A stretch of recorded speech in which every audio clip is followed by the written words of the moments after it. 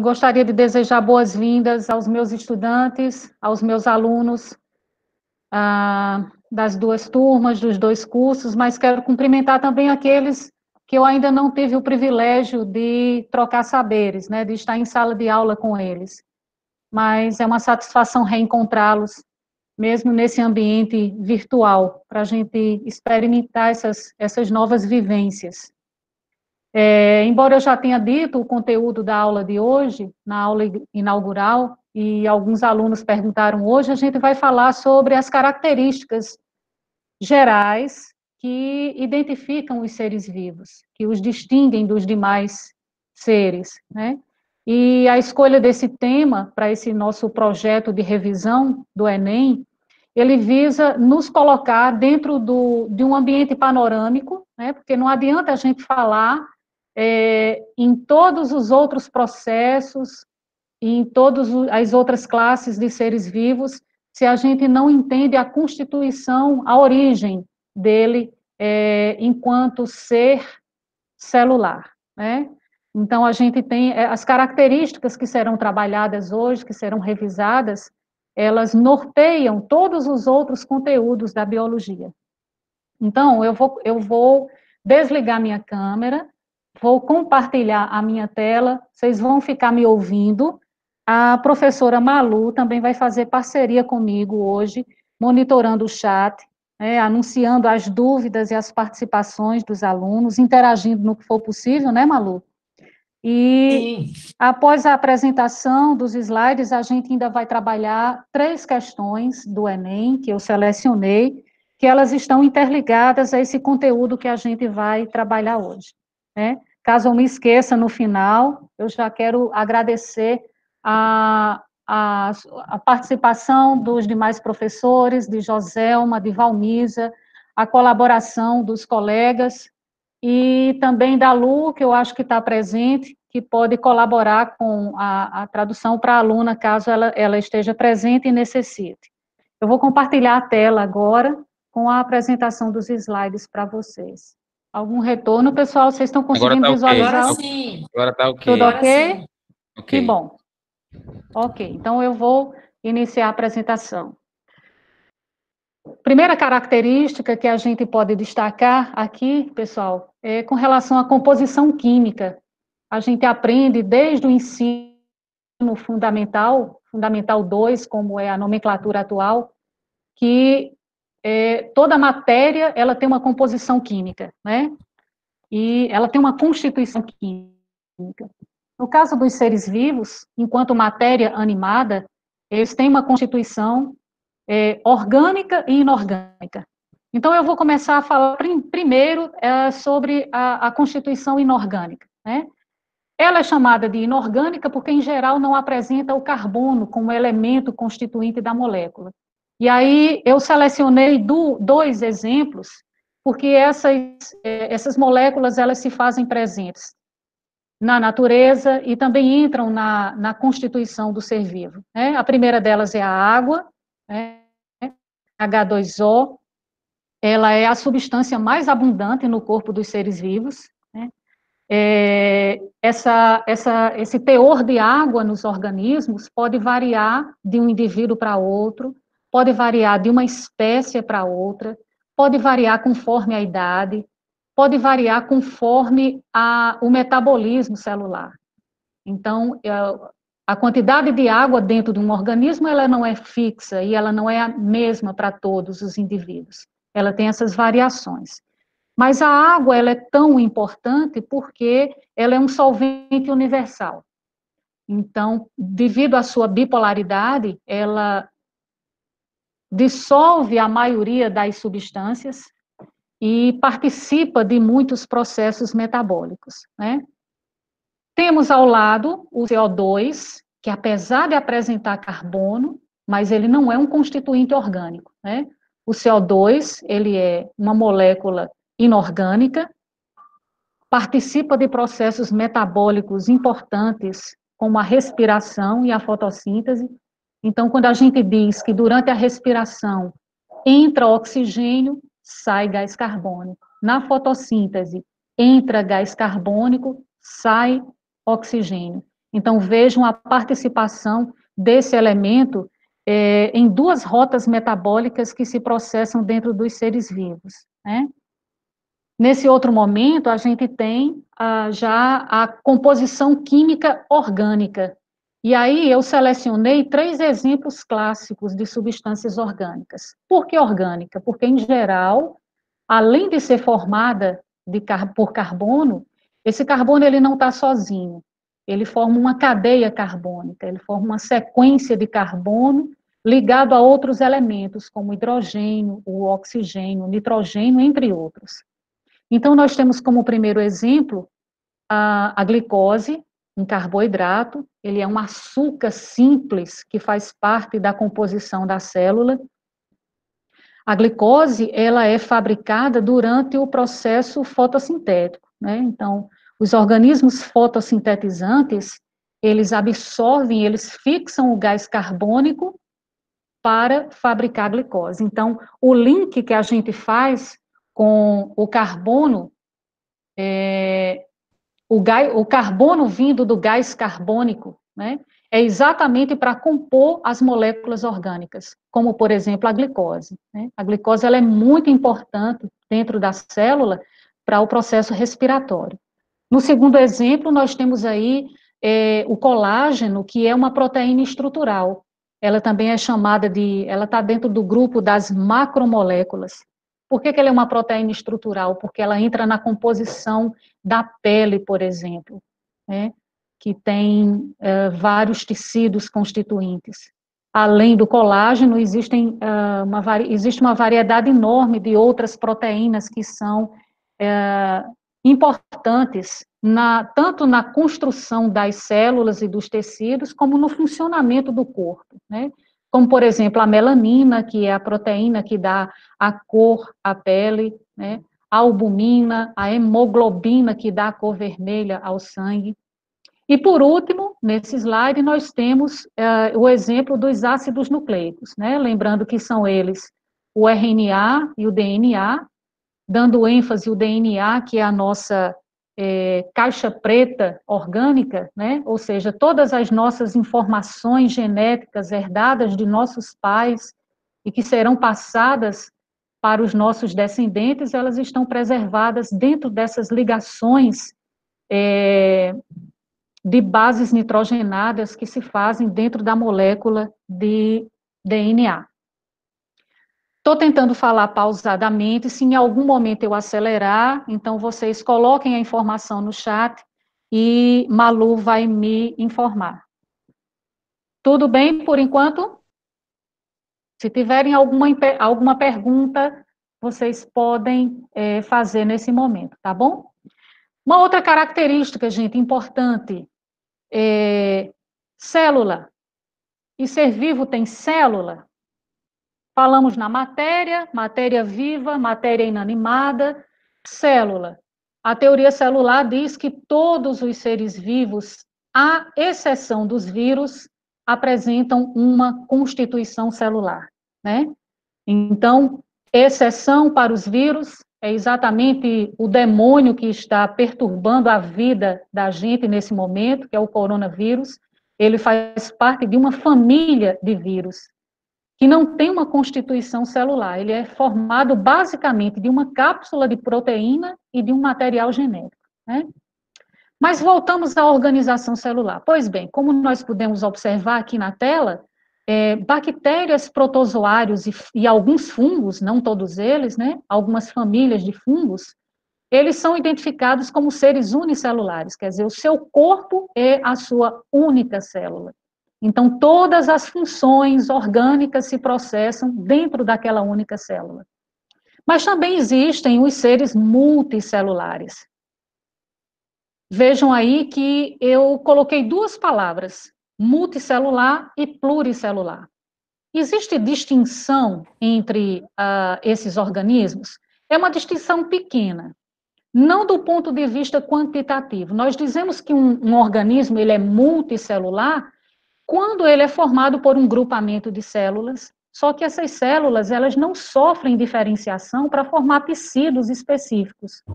E a exemplo disso nós temos as algas, e algumas espécies de fungos. Já os seres pluricelulares, eles também são constituídos por grupamentos de células. No entanto, esses grupamentos, à medida que ocorre o desenvolvimento do organismo, essas células elas vão se diferenciando e formando tecidos, órgãos e sistemas diversos. Então, isso ocorre entre os vegetais e os animais. Tanto que nessa última figura, que nós podemos observar é a constituição, é um pedaço da pele humana. A pele não é um tecido, porque, na verdade, ela é constituída por um conjunto de tecidos. Ela é tida como o maior órgão do corpo humano, por exemplo, né? Constituída por vários tipos de células, por vários tipos de tecidos que agem em conjunto para atender à finalidade maior, que é a proteção dos órgãos do corpo. Ainda falando sobre células, só que agora do ponto de vista estrutural. Nós estamos observando aqui na figura dois tipos de células, ou dois perfis de células, né? A primeira, vocês já devem, a gente já apresentou esse modelo de célula em sala de aula, no laboratório. É uma célula bacteriana, né? É uma célula que, quando comparada às outras, ela é relativamente simples, constituída por uma parede celular, uma membrana plasmática, porém, o conteúdo do núcleo é um conteúdo que se dispersa ao citoplasma por conta da ausência da membrana nuclear, também chamada de cariomembrana. Então, em resumo, é uma célula com núcleo disperso no citoplasma e poucas organelas. Isso é típico das bactérias, né? Temos ao lado uma célula, provavelmente de um tecido animal, e é uma célula dita como eucariótica. Como a gente pode perceber e comparar com a célula ao lado, é uma célula de estrutura mais complexa, de organização mais complexa. Membrana plasmática, núcleo individualizado pela presença da membrana nuclear, e um conteúdo do citoplasma que não é apenas um conteúdo fluido, ele contém pequenos órgãos. Esses pequenos órgãos, também chamados de organelas, porque eles fazem dentro da célula funções específicas. A gente tem, por exemplo, as mitocôndrias, que são responsáveis pelos processos de respiração celular, o retículo endoplasmático liso e rugoso, que além de efetuar o transporte de substâncias, também pode responder pela síntese de lipídios e proteínas, enfim. Eu não vou detalhar as funções de todas essas organelas, porque provavelmente em futuras aulas eu, Malu ou Gláucia deveremos falar sobre isso. Não é bem o objetivo da aula nesse momento. Para finalizar esse slide, eu gostaria que vocês relembrassem que as células procarióticas, elas constituem os seres procariontes, e dentro dessa categoria estão incluídos os representantes do reino Monera. Para os alunos de segunda série que estão presentes aí, devem lembrar que ainda esse ano eu falava para vocês que a classificação atual ela abrange 5 reinos: Monera, protista, fungi, vegetal e animal. Mas somente os integrantes do reino Monera, eles são constituídos de células procariontes, né? Os demais, ou seja, a partir do reino protista, houve uma evolução estrutural na célula, que elas passaram a ter esses compartimentos membranosos, tornando-a mais complexa e mais organizada. Então, a partir do reino protista, os seres, eles são classificados como como eucariontes. Tudo bem por enquanto, Malu? Alguma pergunta? Por enquanto está tudo bem, Eliane. Se tiver alguma participação, você Nenhuma me dúvida. informa.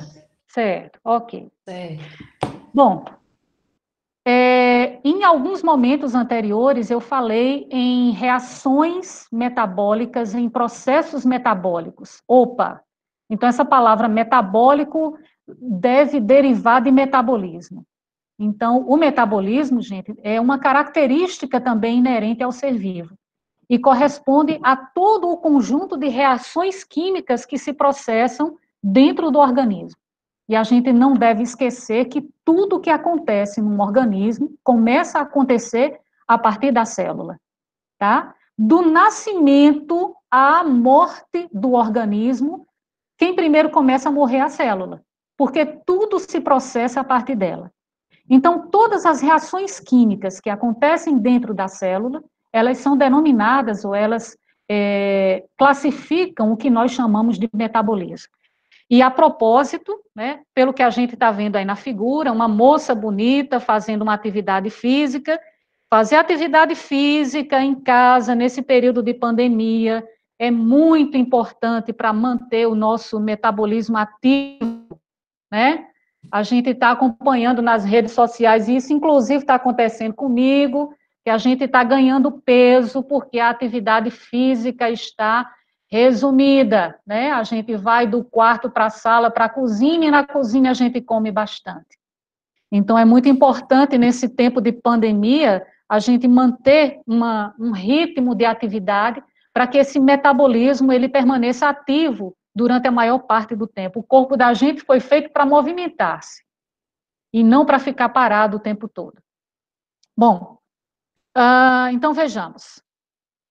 O metabolismo, ele ainda pode ser dividido em dois momentos.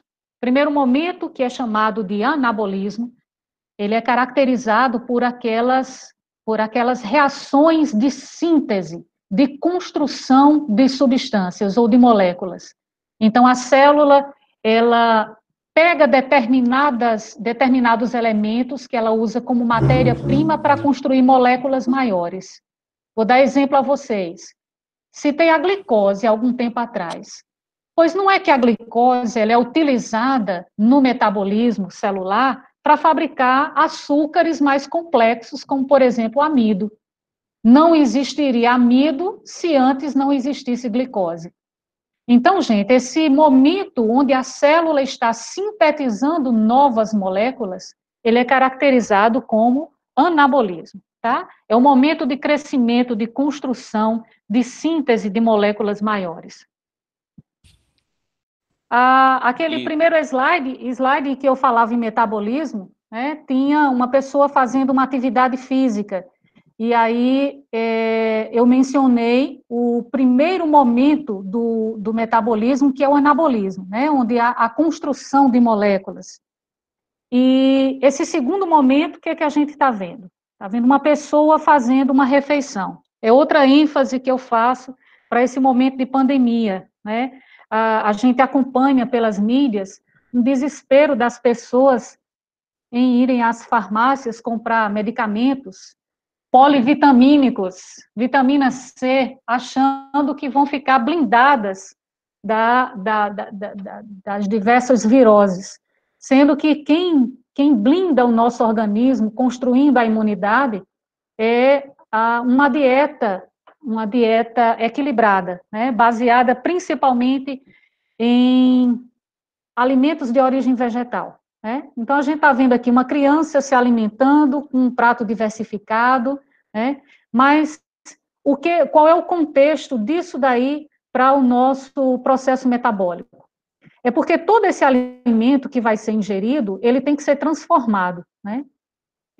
Todos os constituintes do arroz, do feijão, da carne, da salada, da batata, eles têm que entrar na célula. Só que antes de entrar na célula, eles têm que passar por uma série de processos de transformação. Então, esses processos metabólicos que envolvem a degradação das substâncias complexas em substâncias menores é chamada de catabolismo, tá, pessoal? Então, aqui a gente fecha essa revisão do metabolismo, entendendo que ele é aquele conjunto de reações, e agora, para finalizar, a gente entende que é o conjunto de reações de síntese e degradação de substâncias.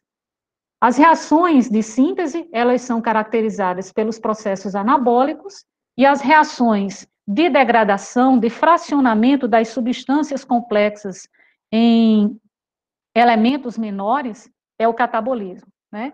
Então, esse prato, provavelmente, ele está rico em carboidratos, em lipídios, em proteínas. Alguém falou aí em sais minerais. Os sais minerais, apesar de não serem substâncias orgânicas, eles não são substâncias orgânicas, eles estão dentro da constituição inorgânica, mas são elementos também muito importantes para a célula, porque processos metabólicos acontecem com a participação de íons minerais, de compostos minerais. Uma outra característica que nós podemos remeter aos seres vivos é a capacidade de nutrição, está diretamente vinculada ao slide anterior, né? Então, os seres vivos precisam se alimentar, né? Mas não são apenas os bichos que se alimentam, todos os seres vivos de um modo geral. Uns sabem e podem fabricar o seu próprio alimento, né? E aí falamos das plantas, por exemplo, das algas, de algumas bactérias, as bactérias chamadas de bactérias fotoquímicas ou quimiosintéticas, né? Então, as algas, as plantas, esse grupo de bactérias, eles entram no rol dos seres autótrofos, que são aqueles que produzem ou sintetizam o seu próprio alimento, através de um processo metabólico clássico, que é a fotossíntese. Então, nessa figura ao lado, vocês estão vendo uma árvore, ela está absorvendo a energia solar, absorvendo água, fixando gás carbônico. Então, a energia solar, ela vai ser convertida em energia química, depositada nas moléculas de ATP, desde a primeira série que eu falo sobre isso, né? O trifosfato de adenosina.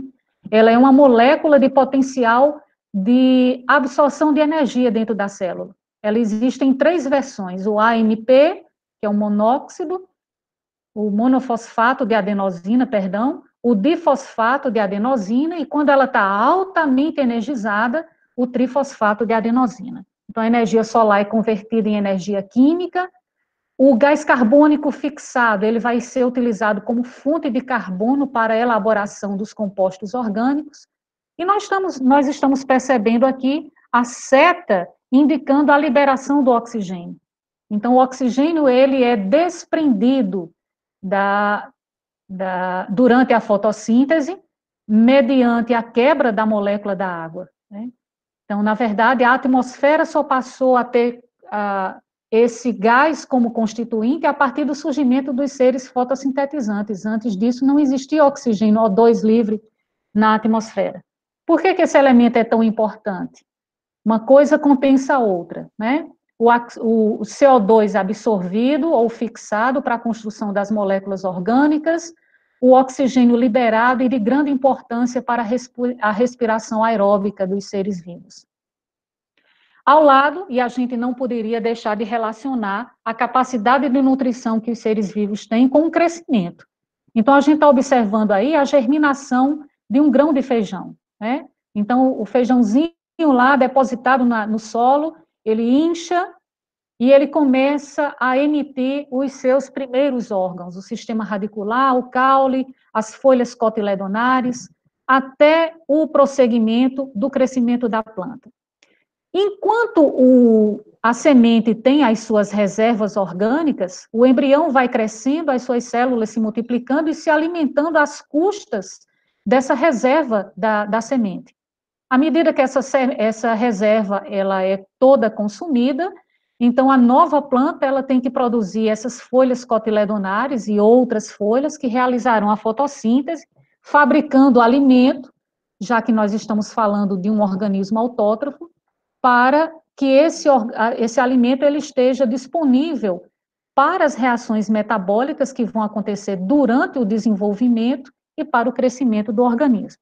Nós falávamos sobre os seres autótrofos, mas a natureza, ela não dá exclusividade, né? Então, existem também os seres heterótrofos, que ao contrário dos primeiros, esses não fabricam, não sintetizam o seu próprio alimento.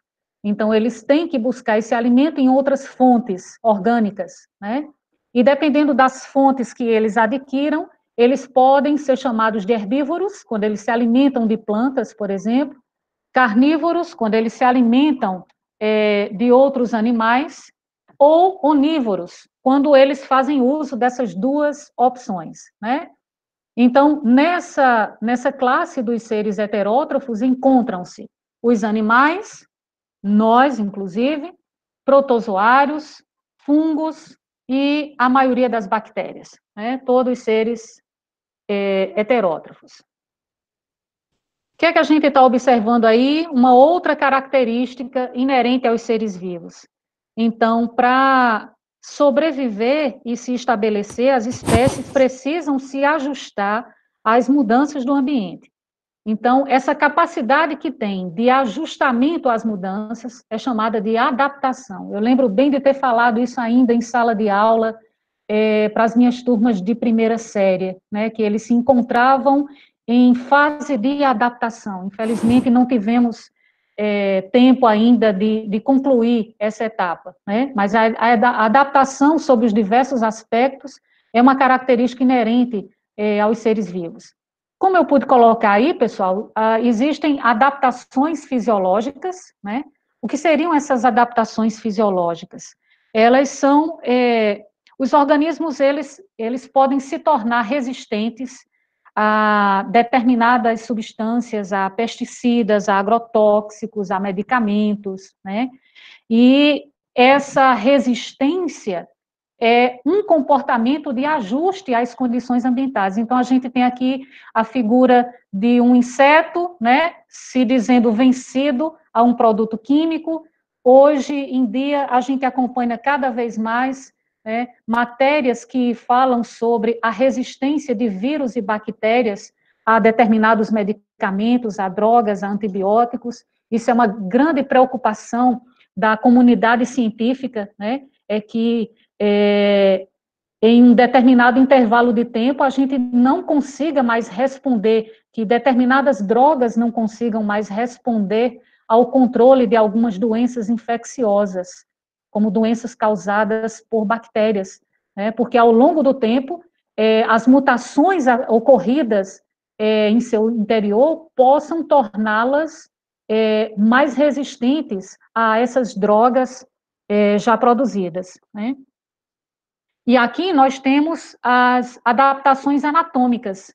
Então, nós temos um cacto que provavelmente, ao longo da sua história evolutiva, ele teve as suas folhas modificadas e transformadas em espinhos. É uma coisa interessante que existe entre o grupo das cactáceas, os cactos, é que eles transferiram a sua atividade fotossintética das folhas para o caule. É por isso que o caule do xique-xique, do mandacaru, dos cactos, de um modo geral, são caules verdes, porque é lá o órgão fotossinteticamente ativo, diferente das outras plantas que produzem produzem folhas. Aqui ao lado nós temos uma borboleta que provavelmente ela está num estágio de camuflagem. A camuflagem, pessoal, nada mais é do que uma característica adaptativa, ou seja, ela vai se disfarçar no ambiente para se defender de predadores, né? Então, é um mecanismo de sobrevivência. Adaptações comportamentais, eu falei isso em sala de aula esse ano também, né? O mundo não vai se modificar, não vai se adaptar, mas, claro, nós temos que nos adaptar às condições que o mundo nos oferece. Então, aqui nós temos, por exemplo, uma comunidade nômade que o que seria essa comunidade nômade? Eles não têm teto fixo, né? São comunidades andantes e provavelmente típicas de regiões desérticas, onde prevalecem altas temperaturas, baixa pluviosidade. Então, são pessoas e animais que gradativamente tentam se ajustar os seus comportamentos às condições ambientais. E aqui ao lado, a gente pode observar um campo de produção de duas variedades de algodão, só que essas duas variedades colocadas ou estabelecidas numa mesma área, mas provavelmente submetidas às mesmas condições ambientais. Então, nesse caso, há um estímulo a uma adaptação comportamental, porque provavelmente cada variedade ela tem as suas características próprias, tá?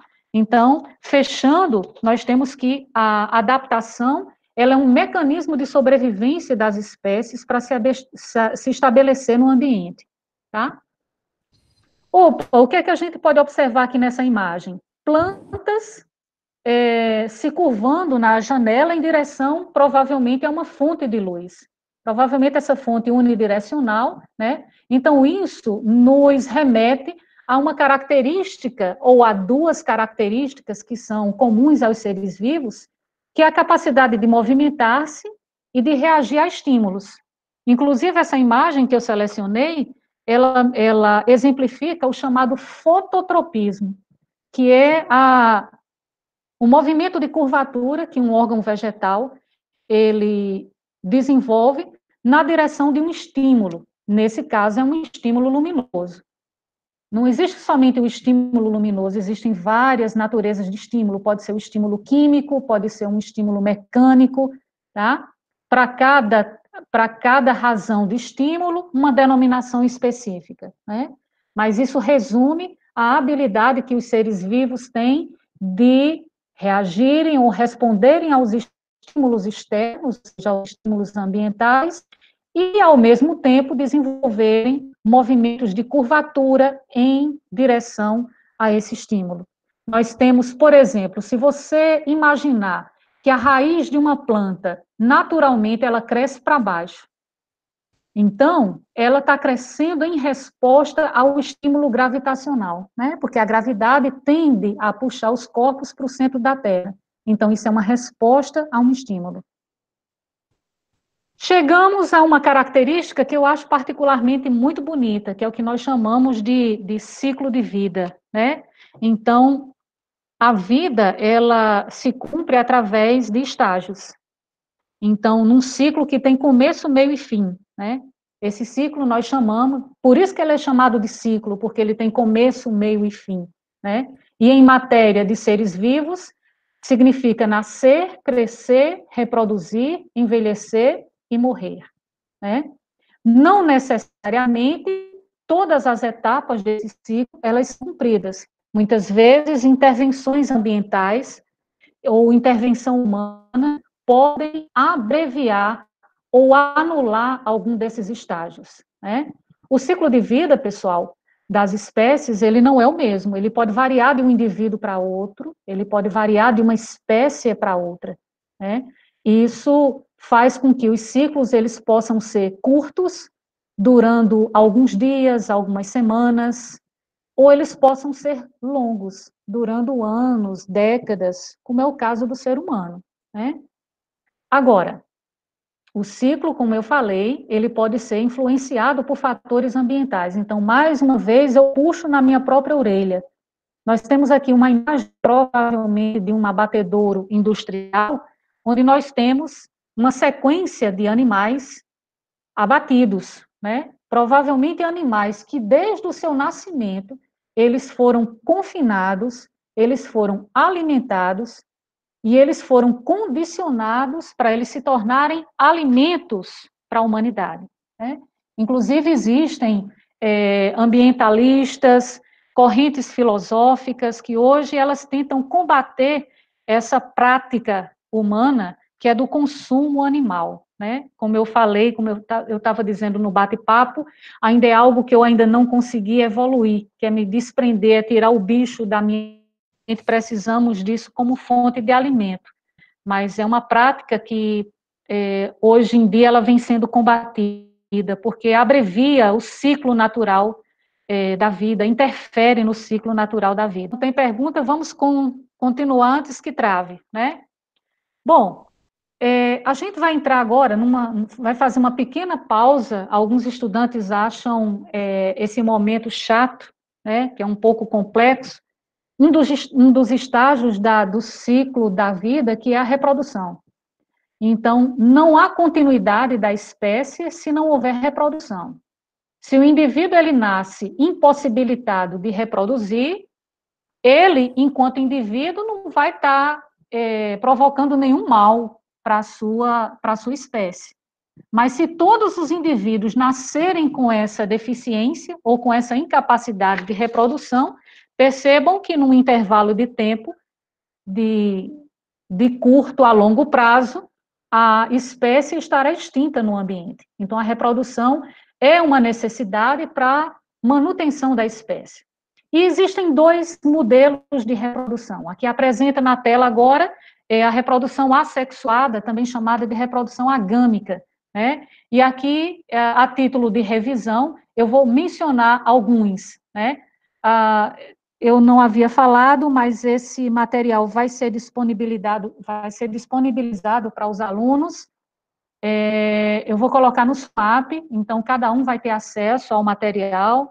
A aula posteriormente gravada, eu não sei se como que será disponibilizada, mas o conteúdo da aula vai ficar disponibilizado para vocês, tá? Então, vejamos. Reprodução assexuada, ela se caracteriza pelo fato de um indivíduo apenas participar do processo e gerar descendentes idênticos. Então, nós temos aqui, como primeiro exemplo, a divisão simples, divisão binária ou cisparidade, né, onde nós temos um organismo gerando dois. Isso acontece com muita frequência entre os micro-organismos, como, por exemplo, as bactérias e os protozoários. Então, um organismo mãe, o organismo adulto, ele se fraciona e ele forma dois indivíduos com a mesma carga genética, né? São dois clones. Na laceração, pelo que nós podemos observar que um indivíduo adulto e cada uma dessas partes fracionadas, ela gera um novo indivíduo. População, diferentemente da divisão binária, é porque ela pode gerar uma quantidade maior de indivíduos, todos eles idênticos à célula-mãe, né? Esses demais exemplos de reprodução assexuada, vejamos, a regeneração, o brotamento, a gemulação, todos eles acontecem com maior frequência nos animais invertebrados aquáticos, né? Então, nós temos, assim, o brotamento seria o surgimento de partes semelhantes ao organismo, nós chamamos de organismo materno, porque é o organismo original, né, é o genitor. Essas partes originadas, elas poderão se separar ou não do indivíduo adulto, né? Optando por permanecer agregado ao indivíduo adulto, mesmo que essa nova parte também se torne adulta, mas aqui nós chamamos de sistema colonial, né? Eles se multiplicam, eles se reproduzem, Eliane, mas eles preferem viver em colônias, ou seja, agregados. Oi, Malu. Valmisa, é porque tem algumas perguntas no chat. Oi, Valmisa. Tem uma pergunta de Júnior, que é: certo. A proteína animal não é essencial para o desenvolvimento humano? E depois uma de Mila: a reprodução é assexuada, sempre gera clones? Certo, tá bem. Então, eu vou tentar responder a primeira. A proteína animal, ela é importante para o metabolismo, mas os aminoácidos que formam essas proteínas, eles também podem ser encontrados em fontes vegetais. Então, por exemplo, as pessoas que optam por uma dieta vegana ou vegetariana, na verdade, elas têm que ter um cuidado em diversificar as suas fontes de nutrientes, né? Porque no caso da dieta animal, nós temos muitos alimentos que concentram proteínas dentro, digamos assim, dentro de uma mesma composição. Então, o que eu poderia dizer de forma mais simplificada é que as proteínas, as fontes proteicas de origem vegetal, elas também compensam aquelas de origem animal. E a outra pergunta é que todos os descendentes de uma reprodução assexuada, eles são clones? Sim. Genericamente, eles tendem a ser idênticos à célula-mãe, salvo exceções quando acontecerem mutações e essas mutações alterarem o código genético desses descendentes, tá? Mas em condições normais, as reproduções assexuadas, elas geram indivíduos idênticos, ok? Bom, esse slide nos remete a quem? Reprodução sexuada ou gâmica. Ela é muito mais a nossa cara, né? Porque acontece na maioria dos vertebrados, e nós estamos incluídos nesse grupo, e acontece também nas plantas, né? Qual a novidade nesse perfil de reprodução? É que, nesse caso, ocorre a participação de dois organismos. Não entendam isso como a obrigatoriedade de acontecer cópula ou cruzamento. É necessário a participação de dois organismos, geralmente gametas, células sexuais, tá? Então, esse indivíduo, esse descendente, ele tem uma variabilidade genética maior, porque ele não é um clone de quem o deu origem. Ele é resultado do cruzamento ou da mistura das características de quem o compôs. Como a gente pode observar nessa figura aqui do meio, nós temos espermatozoides em busca da fertilização de um óvulo, né? Quando essa fecundação acontece, então, a primeira célula original, que é a célula ovo ou zigoto, ela traz a combinação da característica paterna e da característica materna. E isso não acontece somente nos animais, acontece também nas plantas, né? Não tivemos oportunidade, Cauã e a turma da segunda série, mas teremos, se Deus nos permitir, quando estivermos estudando o reino vegetal, é que as plantas superiores, ou seja, aquelas que produzem flores, elas produzem as suas estruturas masculinas e femininas. Nós observamos aqui nessa figura uma flor hermafrodita. Então, ela tem aqui a estrutura masculina e esse eixo central é a estrutura feminina. Se os grãos de pólen dessa flor polinizarem o lado feminino dessa mesma flor, nós chamamos de autopolinização, né? Não importa no momento classificarmos isso, o que importa é saber é que isso é uma reprodução sexuada. Por quê? Porque houve a participação de duas células sexuais, no caso, aquelas que estão contidas no grão de pólen, que são os anterozoides, os gametas masculinos, e as que estão contidas no óvulo da flor, que é a oosfera, portanto, o gameta feminino. Eu dei destaque aqui também a algo que acontece nos seres humanos, né? O desenvolvimento embrionário de uma gestação humana, porque isso é muito questionado pelos alunos todas as vezes que a gente fala em reprodução sexuada. Professora, qual é a diferença entre gêmeos idênticos e gêmeos fraternos? Então, eles têm uma certa dificuldade de, digamos, construir o entendimento desse desenvolvimento embrionário. Então, pessoal, vejam, os gêmeos idênticos, eu acho que vocês, fechando os olhos, vocês já devem ter conhecido alguém na vida de vocês, que são dois irmãos do mesmo sexo e um é a cara do outro, né? Muitas vezes a semelhança é tanta que você não consegue distinguir, é preciso algum detalhe específico que possa diferenciá-lo, né? Mas pessoas comuns, elas não conseguem fazer a distinção somente pelo julgamento da fisionomia, da aparência, né? Então, como que surgem esses gêmeos idênticos, ou esses indivíduos idênticos? Resultante de uma reprodução sexuada, só que nesse caso foi uma fecundação simples, um espermatozoide fecundando um óvulo. O que acontece é que esse zigoto aqui, ou seja, a célula resultante da fecundação, ela formou uma massa celular. E essa massa celular, ela se separou. Nesse caso, nós temos uma dupla gestação, ela se separou em dois indivíduos com o mesmo aglomerado de células, que permanecerão agregados por um determinado tempo, no caso da espécie humana, dentro de uma mesma placenta. Então, esse desenvolvimento... Por que eles são chamados de indivíduos idênticos? Porque eles são resultantes de uma mesma massa celular. É o mesmo material que partiu-se em dois. É diferente dessa outra condição. O surgimento dos gêmeos fraternos ou independentes são aqueles resultantes de uma poliovulação. E isso pode acontecer. A mulher, num determinado mês, num determinado ciclo menstrual, ao invés de ter em um de seus ovários a liberação de apenas um óvulo, ela pode ter tido a liberação de mais de um, né? Aqui, no caso, foram dois.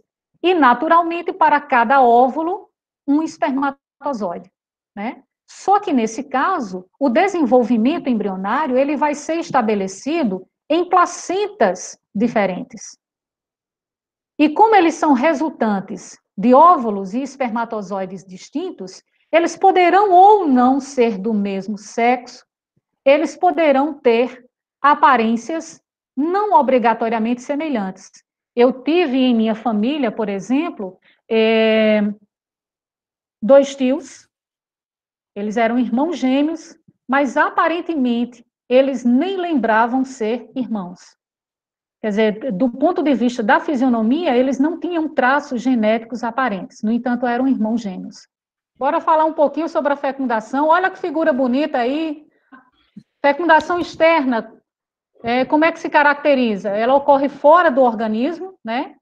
Então, isso ainda está dentro do pacote da reprodução sexuada, tá, gente? A diferença é que os gametas, eles serão expelidos ao ambiente, né? É por isso que entre os anfíbios, como está sendo ilustrado aí nessa primeira figura, né, a gente não costuma ver sapos em período de estiagem, né? Geralmente é no período chuvoso, onde tem correnteza d'água, né? Por quê? Porque os sapos, eles têm fecundação externa. Então, ambos se aproximam e eles liberam os seus gametas, né? Que justamente na água é que ocorre a fecundação, né? A fecundação externa, ela também exige um gasto energético do organismo ou dos organismos para a produção de gametas. É o contrário da fecundação interna, que ocorre com a maioria dos animais, né? Ocorre dentro do organismo.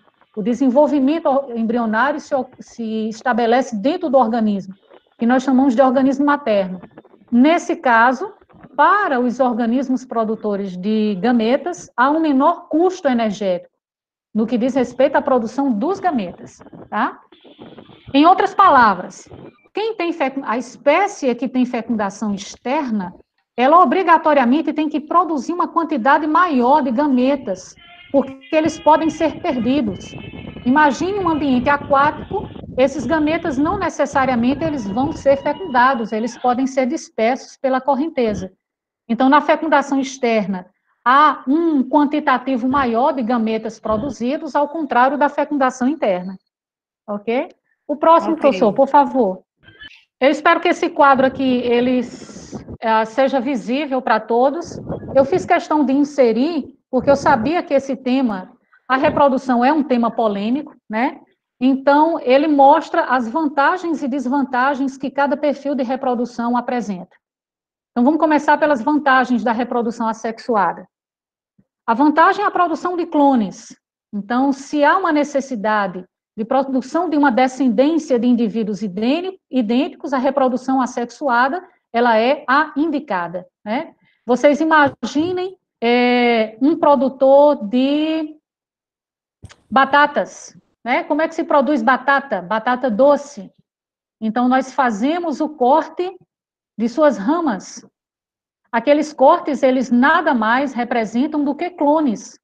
Então, as características genéticas, elas tendem a ser as mesmas da planta-mãe, né?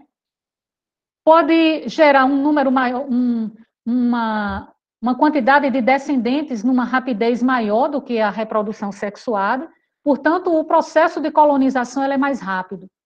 Essa vantagem aí, gente, ela é muito importante e, ao mesmo tempo, muito preocupante. Vocês já devem ter ouvido falar em infecção bacteriana, infecção hospitalar, né?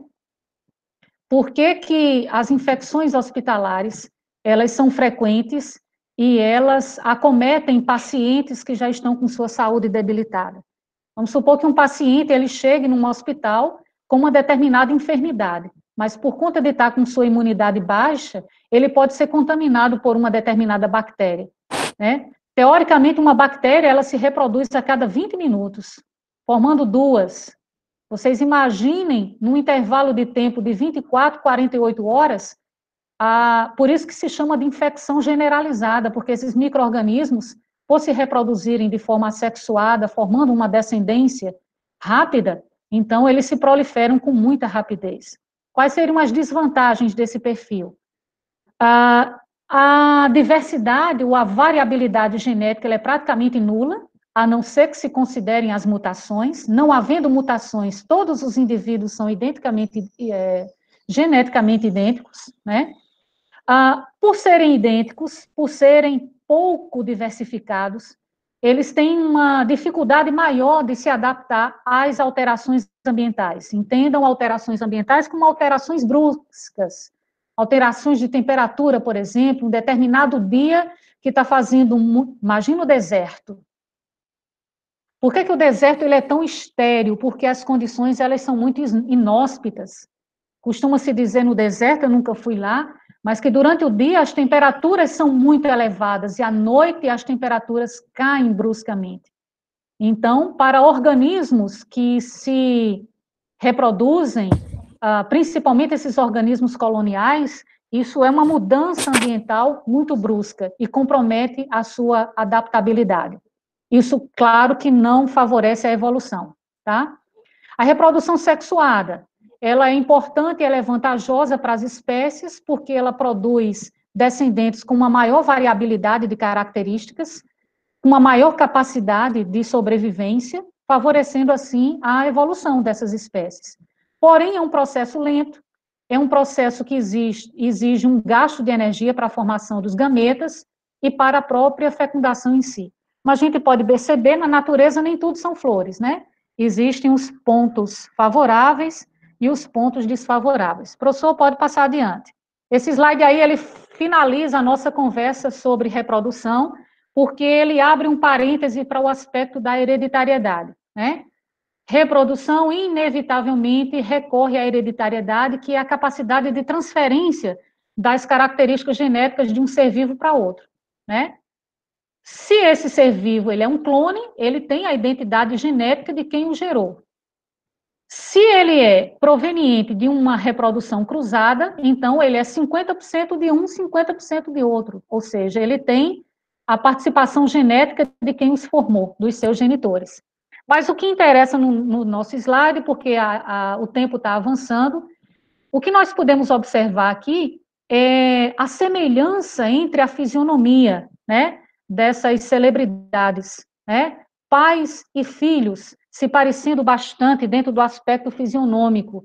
Isso é explicado pela genética diante da carga hereditária, né, diante do que herdamos.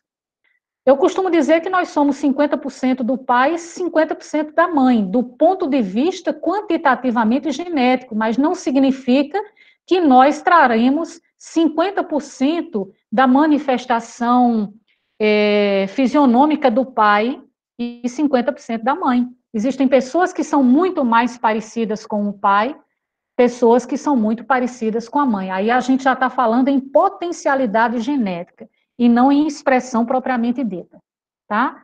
A evolução, ela é uma característica também do ser vivo, porque evoluir é um processo inevitável e irreversível. Ninguém é o mesmo a vida inteira, né? Nós somos sempre submetidos a mudanças internas por estímulos externos. Essas mudanças ou essas transformações, elas podem ser voluntárias ou não, espontâneas ou não, tá? Se alguma de minhas células sofre mutação, e essa mutação provoca o aparecimento de células defeituosas, eu posso desenvolver algum tipo de câncer. E meus pais não tiveram câncer enquanto vivos. Então, mudar, transformar é inevitável. É até uma necessidade de adaptação para sobreviver. Pelo que a gente pode observar nessa figura, que denota uma espiral, né, desde a formação há 4,6 bilhões de anos atrás até os tempos atuais. Então, o que a gente pode perceber é que a partir de um ancestral comum toda a variedade de seres se estabelece desde o princípio até hoje, graças a essa capacidade que nós temos, de forma voluntária ou não, de sofrer modificações. De fato, esse slide, gente, ele finaliza a nossa sequência de revisão quando coloca o ser vivo não como centro do universo, mas como constituinte desse universo que nós chamamos de natureza, né? Mas nós começamos a existir enquanto matéria, enquanto constituição química, passamos ao longo da história evolutiva a desenvolver pequenos órgãos dentro de um corpo celular que realizava determinadas funções. Se esse organismo ele é pluricelular, então quantitativamente ele vai aumentar o seu corpo, produzindo novas células, essas células vão formar tecidos, órgãos, sistemas e compor o organismo como um todo, mas a gente não pode esquecer que ninguém sobrevive enquanto indivíduo sozinho.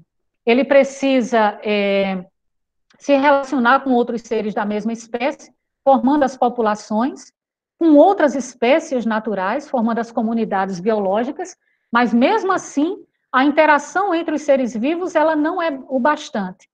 Nós precisamos de recursos ambientais, é aí que surge o ecossistema.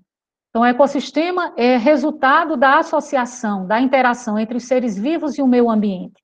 E se a gente considerar o planeta Terra como um ambiente vivo, é porque ele concentra todos os ecossistemas vivos e ativos. Então, dessa forma, nós temos os níveis de organização onde a vida se estabelece no planeta. Eu vou fazer a leitura porque talvez os estudantes que estejam acompanhando pelo celular não consigam ler a questão na íntegra. Malu, você quer participar com a resolução de alguma? Pode ser, Eliane. Então, começa. Pronto. Essa primeira questão aí, né, que foi retirada do Enem 2017, que fala da terapia celular. Terapia celular tem sido amplamente divulgada como revolucionária, por emitir a regeneração de tecidos a partir de células novas. Entretanto, a técnica de se introduzirem novas células em um tecido para o tratamento de enfermidades em indivíduos já era aplicada rotineiramente em hospitais. A que técnica refere-se o texto?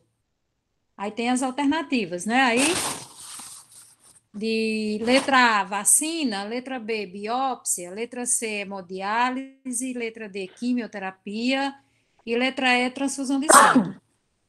E aí, o que é que vocês acham, assim, de acordo com o enunciado da questão, que fala dessa, que a gente pode considerar uma revolução na pesquisa, que é a terapia celular, né? O que vocês acham aí? Que está relacionado com qual dessas alternativas? Vocês podem colocar aí no chat o que vocês acham. A resposta? Considerando, Um Malu, segundinho, todo mundo entendeu? considerando que essa terapia celular, pelo contexto da pergunta, uma alternativa que a gente vai indicar como resposta, ela seria uma prática não tão recente assim, mas que, pelo conceito, ela é indicada como uma terapia celular. Estou vendo aqui que o pessoal está falando na letra D. Vamos fazer as eliminações para os meus alunos. Quimioterapia? Eles estão indicando aqui a letra D. Será que é vacina? Como a gente está correndo contra o tempo, a gente, nesse caso, eu sugiro, claro, a participação dos alunos, sugerindo as alternativas, mas que a gente não se detenha muito por conta do tempo, né? Já são 3h15. Malu, eu posso falar sobre cada uma dessas alternativas? Pode. Bom, então qual é o foco da questão? É escolher entre as 5 alternativas qual delas se identifica como uma terapia celular, né? Então vejam, vacina. A letra A está eliminada, pessoal, porque a vacina ela não é uma terapia, ela é uma imunização ativa. Se isso daqui fosse uma questão para o Enem desse ano, talvez muito aluno ele fosse conduzido ao erro, porque a gente tem falado frequentemente em vacina. Mas vacina não é uma terapia celular, porque não se colocam células para dentro do organismo. Podem se colocar pedaço de um material genético viral, por exemplo, para que o organismo ele seja estimulado a produzir anticorpos, mas não a introdução de célula. A letra B, biópsia. Essa letra B ela está eliminada porque a biópsia ela é um procedimento cirúrgico de coleta de células ou tecidos para análise. De coleta, ou seja, você está tirando do corpo, não está introduzindo a ele. Hemodiálise, letra C, também está eliminada porque é um procedimento através do qual uma máquina ela limpa o sangue, ela faz o papel de um rim que não está em plena atividade. Então, as 3 alternativas não estão em consonância com a terapia celular. Quimioterapia. Vocês foram induzidos ao erro porque a quimioterapia é um tratamento, né? É um tratamento, porém, ele é feito com a utilização de drogas, de medicamentos que destroem células doentes. Apesar de destruírem células saudáveis, é por isso que a imunidade do paciente ela cai bastante, mas o objetivo da quimioterapia é destruir as células malignas, as células defeituosas, as células doentes. Então, digamos assim, é um tratamento altamente invasivo, tá? Mas quando um determinado paciente, ele precisa receber sangue, ele não está recebendo apenas um líquido dentro das suas veias, ele está recebendo células. E essas células, elas vão entrar no organismo e elas vão ser multiplicadas por um determinado intervalo de tempo. É por isso que para determinadas religiões existe uma certa resistência na transfusão sanguínea, né? Porque existe esse fator biológico. Então, pessoal, na primeira questão, a alternativa correta que responde à consonância dessa terapia celular é a letra E, que fala sobre transfusão de sangue. Segunda questão, as campanhas de vacinação são muito importantes para manter a população livre de surtos de doenças. O sarampo foi considerado uma doença erradicada no Brasil desde 2016, quando a Organização Mundial de Saúde identificou que o país estava há anos sem registro de casos do vírus do sarampo. A partir de 2018, isso mudou, pois os boletins da OMS advertiram que houve um surto da doença, a volta do sarampo, e de outras viroses, como a poliomielite, está associada à falta de vacinação das crianças em período determinado.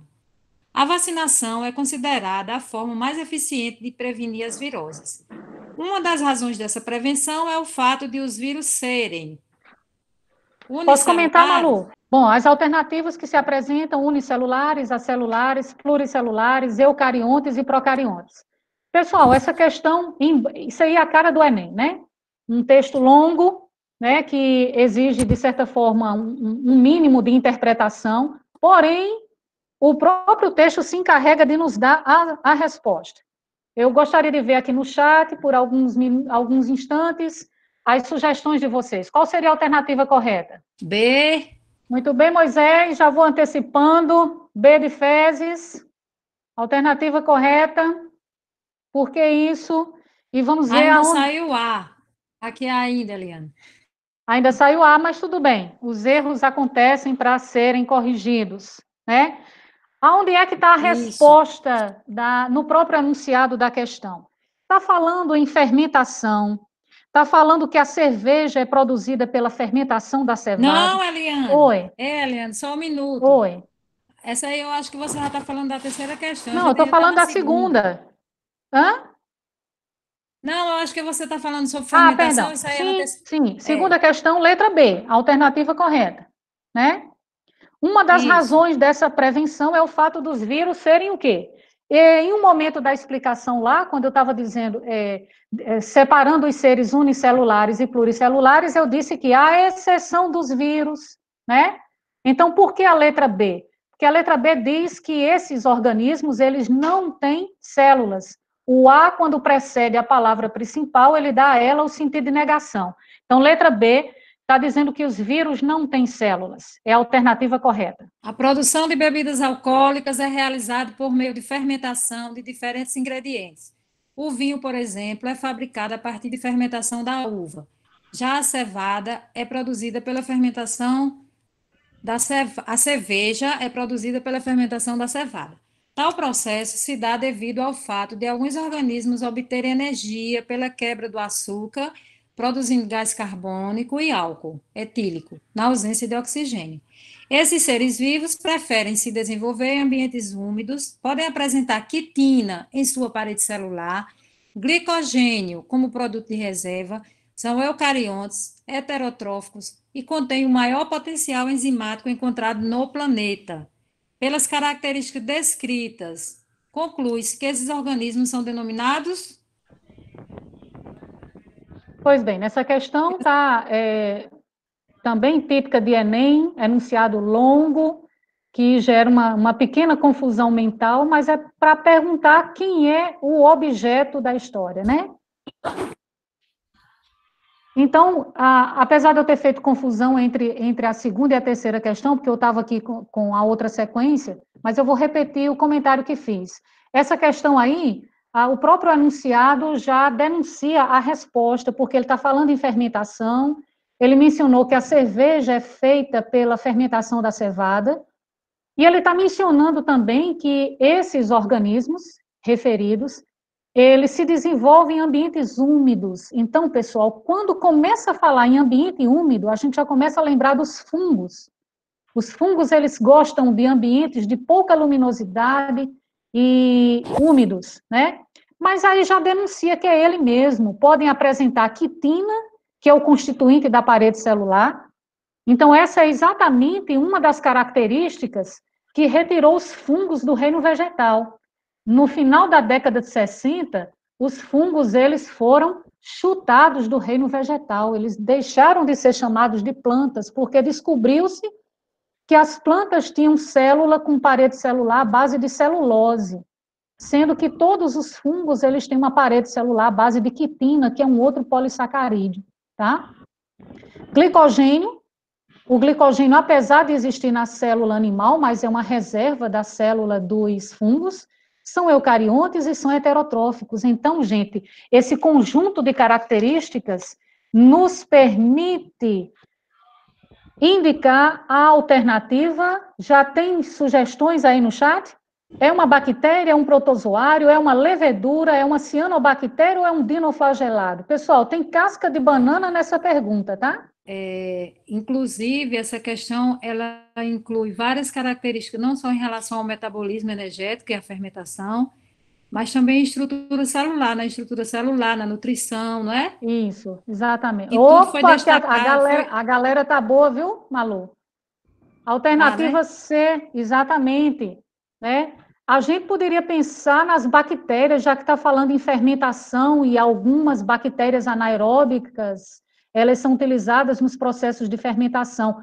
Porém, a estrutura celular, né, falando que tem uma parede quitinosa, que são eucariontes, as bactérias são procariontes, são heterotróficos, então isso nos leva a deduzir que a alternativa que indica esse organismo são as leveduras.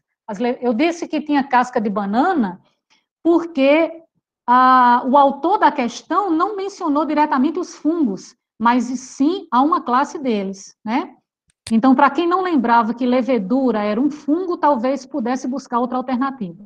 Ok, pessoal? Mas a Eliane, alternativa correta é a letra C. inclusive, muitos confundem levedura como sendo bactéria. Isso, também. Uhum. E a gente eliminaria aí a D e a E porque são algas, né? Então, algas são organismos autótrofos, então já ficaria fora da questão também. A princípio, a gente eliminaria a letra A e a letra D, Malu, porque bactérias e cianobactérias são procariontes e não eucariontes. Então, o aluno, ele Isso. ficaria, se ele lembrasse dessa característica da organização celular, ele ia lidar apenas com 3 alternativas, B, C e E. Portanto, a margem de erro seria menor, né?